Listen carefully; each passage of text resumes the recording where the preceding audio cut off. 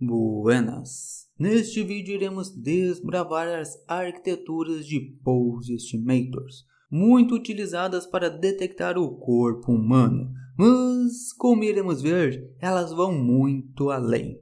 Iremos passar por diversos tópicos, desde como elas funcionam, onde são e podem ser utilizadas, assim como alguns exemplos e um pouco de uma das principais métricas da área.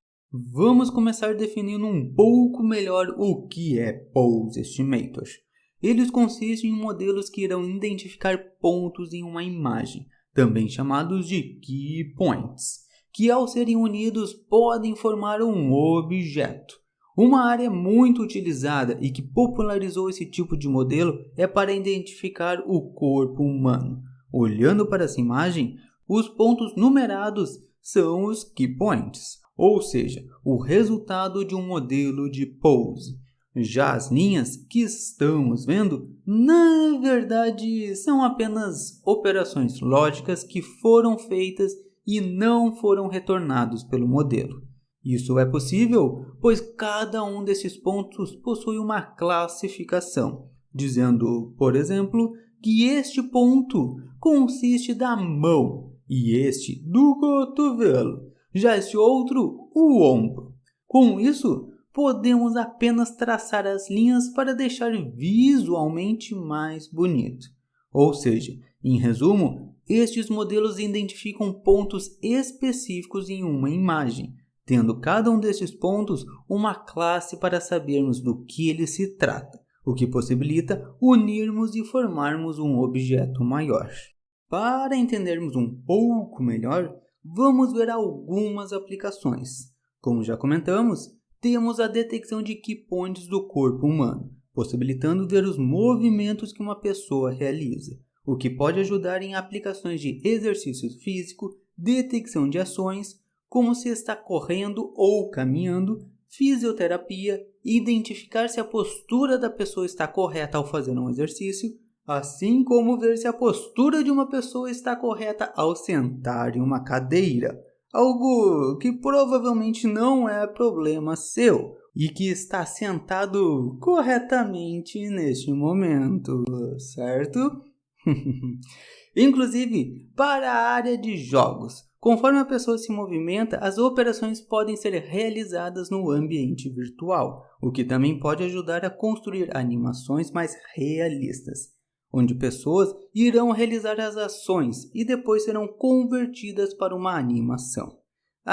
E sem ficar limitada à parte total do corpo, também pode pegar detalhadamente os dedos da mão, facilitando para entender gestos e movimentos realizados por ela, o que pode ajudar, por exemplo, para a comunicação em libras. Mas enfim, deixando de falar do corpo humano, que é uma área bem famosa, ela também pode atender outros aspectos. Vamos dizer que temos uma imagem aérea de diversas pessoas. Podemos treinar um modelo de key point para botar um ponto na cabeça de cada pessoa, desta forma possibilitando contar quantas existem em algum evento. Ou pegar partes específicas, como a cauda de uma baleia, para poder estimar seu tamanho. Não sou especialista nisto, mas pode ser que a distância desta parte pode ser relevante ou desta outra. Além de key points de um animal, como a galinha ou um porco, para tentar estimar seu peso baseado na distância entre partes do corpo, ou de um rato, para estimar o tamanho de cada parte do seu corpo. Outros casos é uma máquina que irá perfurar um local específico, ou seja, pode apenas adicionar uma marcação e o modelo irá detectar essas marcações para poder realizar as operações, ou fazer o alinhamento de uma máquina que irá detectar os pontos para ajustar sua posição, assim como detectar os locais em uma chapa onde a máquina terá que adicionar o parafuso. Ou seja, toda aplicação que precisa pegar pontos específicos podem ser resolvidas utilizando modelos de Pose Estimators. Agora que entendemos onde podemos utilizar esses tipos de modelo, vamos entender parcialmente como eles funcionam tecnicamente. sem nos aprofundarmos tanto, mas o suficiente para caso queira treinar um modelo do gênero e não fique totalmente perdido caso os utilize. Atualmente temos duas abordagens principais, sendo elas top-down e outra bottom-up, ressaltando que dependendo da arquitetura, ele pode mudar levemente do que iremos ver aqui, mas a essência, em geral, será a mesma. Vamos ver cada um individualmente e depois comparamos suas características. Começando pelo top-down. Seu funcionamento possui duas etapas. Vamos dizer que temos a seguinte imagem, onde queremos detectar o esqueleto humano. A primeira etapa irá consistir em um modelo de detecção de objetos. E sim, o tradicional detector de objetos. Caso não saiba o que é isso, temos um vídeo no canal falando melhor sobre eles. Caso queira entender melhor desta abordagem, talvez seja interessante dar uma conferida. Com a detecção de cada uma das pessoas realizada, cada um dos blocos serão passados para o modelo de Pose Estimator, onde aí sim irá detectar os pontos específicos utilizando regressão, informando a classe de cada um deles para que no fim possamos adicionar na imagem original. Ou seja, aqui iremos detectar cada objeto para passar somente o crop do objeto para o modelo de Pose Estimator. Já a abordagem bottom-up, ela é um pouco mais direta.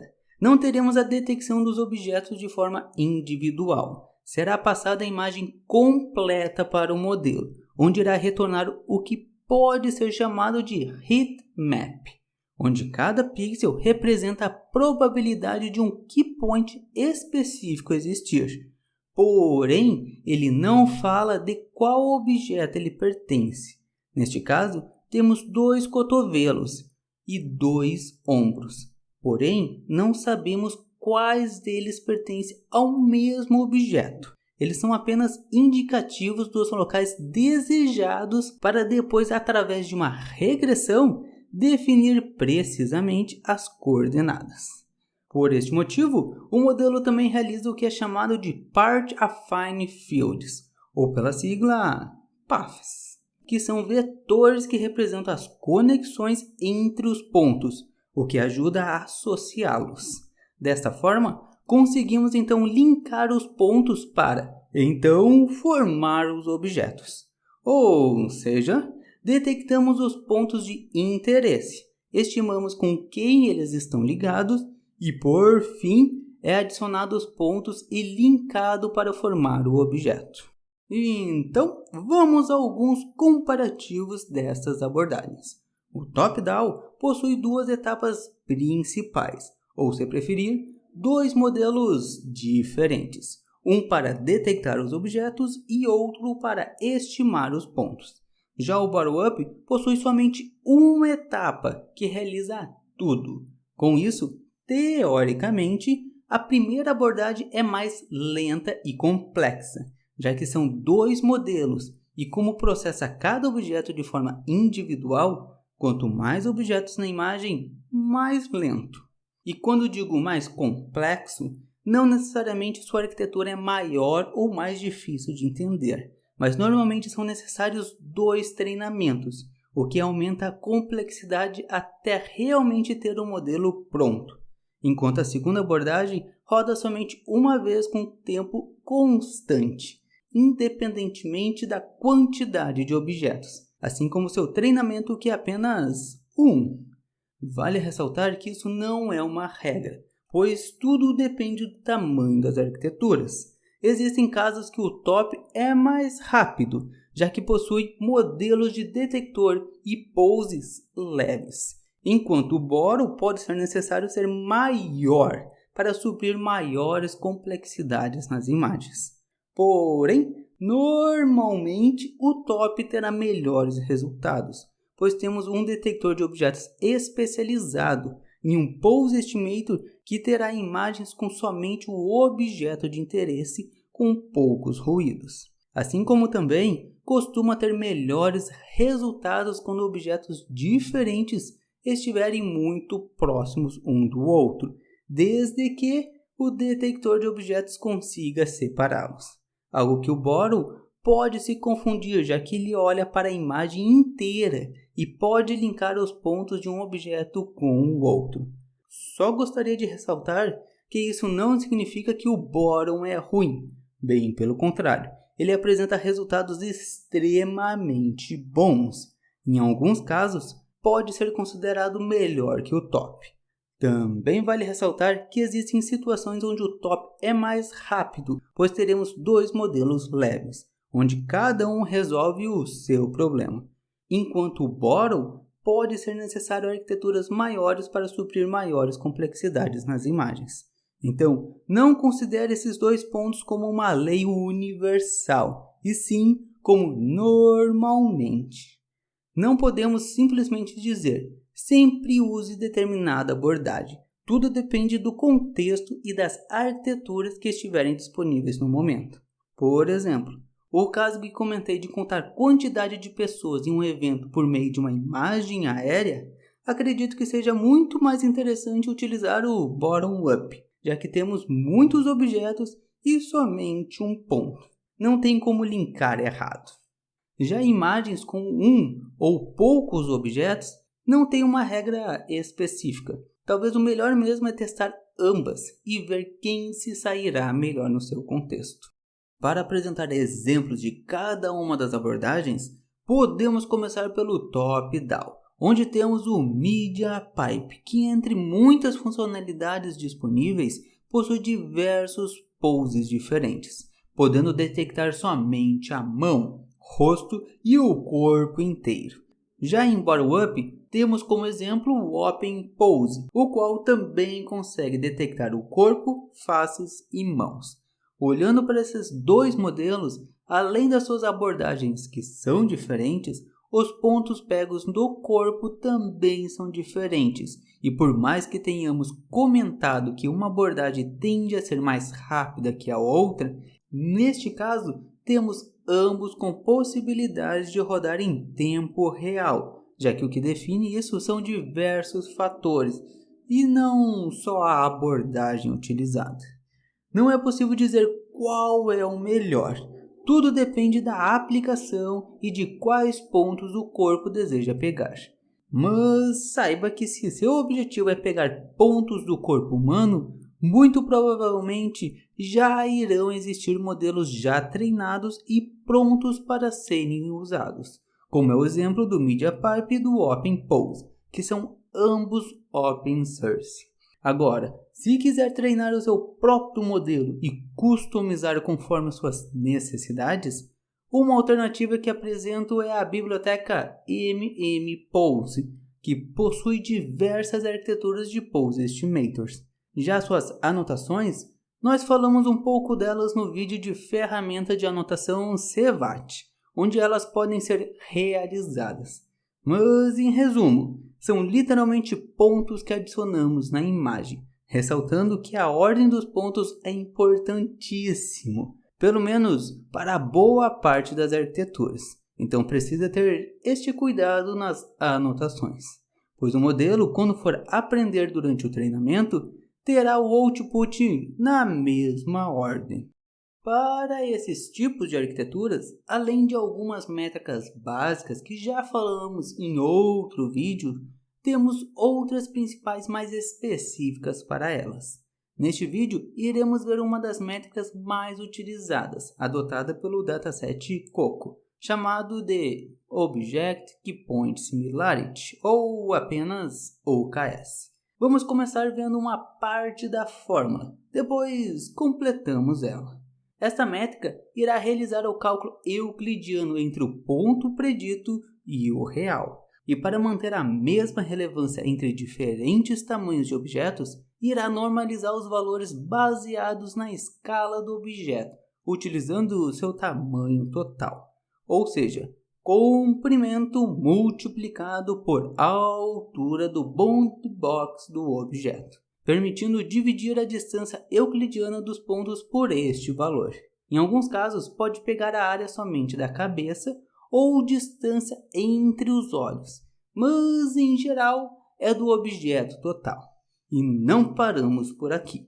O OKS adiciona mais alguns fatores. Um deles, digamos assim, de sensibilidade de cada um dos pontos, também chamado de sigma, onde irá dar uma relevância para cada key point específico, podendo informar quais são os mais relevantes. Com isso, irão fazer o resultado cair mais acentuadamente quando errar, enquanto outros, menos relevantes ou que são mais difíceis, como as mãos que variam mais, não irão ter um impacto tão grande. Para ter uma ideia, esta é a lista de sensibilidade padrão do dataset Coco, onde podemos ver que os valores da cabeça que são mais fáceis possuem um valor menor, ou seja, eles irão impactar mais o resultado, pois temos uma tolerância de variabilidade da localização desses pontos menor,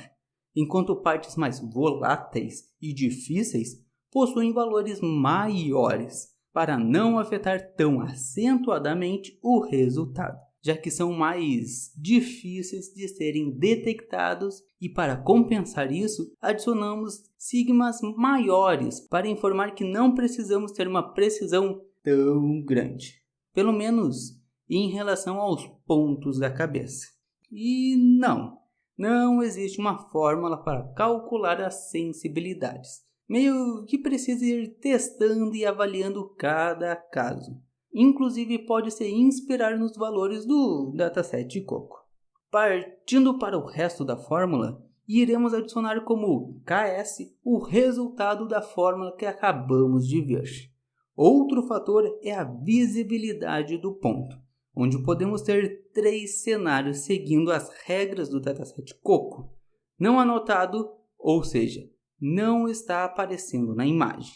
Anotado, mas não é visível, como no caso onde a mão da pessoa está atrás do corpo. Por mais que não conseguimos ver ela, ainda assim é possível estimar sua localização baseada em outros fatores. E, por fim, anotado e visível. Isso será realizado durante a anotação, que além de anotar os pontos e as classes, terá que informar se o ponto é visível ou não. Por padrão, na fórmula, ele só irá considerar se foi ou não anotado. Então, a visibilidade não irá impactar no resultado da fórmula. Mas nada impede de criar um código para separar as métricas entre pontos visíveis e não visíveis. Devido à normalização dos resultados, o valor final será entre 0 e 1. Onde 1 significa que acertou todos os pontos e 0 errou tudo. Segundo o padrão adotado pelo dataset Coco, é normalmente utilizada a métrica OKS 0.5, que irá considerar como certo somente os objetos com OKS maior que 0.5. Já o OKS 0.75, os corretos serão de 0.75 para cima. Já somente OKS ou OKS 0.95 irão ser a média entre os valores entre 0.5 e 0.95, pulando em 0.05 em 0.05. Não irei me aprofundar na explicação do 0.95 neste vídeo, já que comentamos dela com detalhes em outro vídeo no canal onde falamos das métricas de segmentação e detecção de objetos, e sua explicação é um pouco extensa. Vale mencionar que o OKS também pode ser dividido entre precisão e recal, e que novamente pode ser encontrado no outro vídeo, onde os conceitos são os mesmos, assim como por tamanho do objeto, para identificar quais cenários o modelo está se saindo melhor. Então, estamos chegando ao final deste vídeo com mais um tipo de arquitetura na bagagem e possibilidades de resolver ainda mais problemas, já que os Pose Estimators, por mais que não sejam tão famosos, como comentamos, possuem muitas aplicações específicas e até mais fáceis de serem aplicadas em determinados cenários do que outros tipos de arquiteturas. Com isso, podemos finalizar por aqui. E quem sabe até a próxima. Fui!